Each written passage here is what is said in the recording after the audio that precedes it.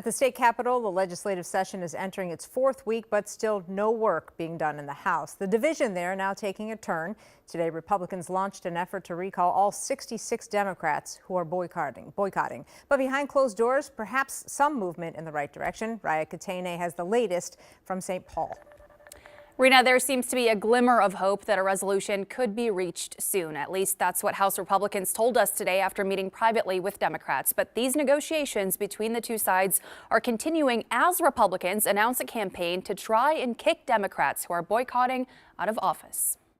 Mr. Secretary, the House is adjourned pursuant until to Article 4, 3:30 Section p.m. 13 of the Minnesota Wednesday, Constitution. February 5th, Mr. Secretary, 2025. Mr. Secretary, pursuant to Article 13. Nearly 1 month into the legislative session, Democrats in the Minnesota House of Representatives continue their boycott, triggering a campaign this week from Republicans to kick them out of office. We recognize that this is a long, arduous process, but we're willing to take that journey. That journey could take weeks or months as Republicans gather signatures and the recall potentially makes its way to the state Supreme Court.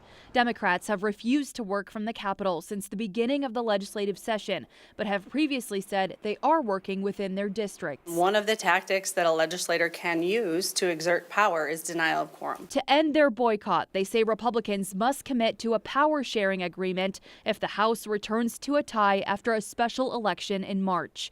DFL members also want Republicans to commit to seating Representative Brad Tabke, who won a re-election in a contested race. In a statement, a spokesperson for the House DFL says the recall campaign is a stunt by Republicans, quote, that shows how desperate they've become after the court struck down their unlawful power grab and ruled that Representative Tabke was duly elected. We invite even one Democrat across the state of Minnesota to show up for work. At this point, there are 66 members of a caucus that have not been here to work for the people that voted them. Republicans say they're hopeful a resolution is on the horizon as private meetings between the two sides continue. But it is encouraging.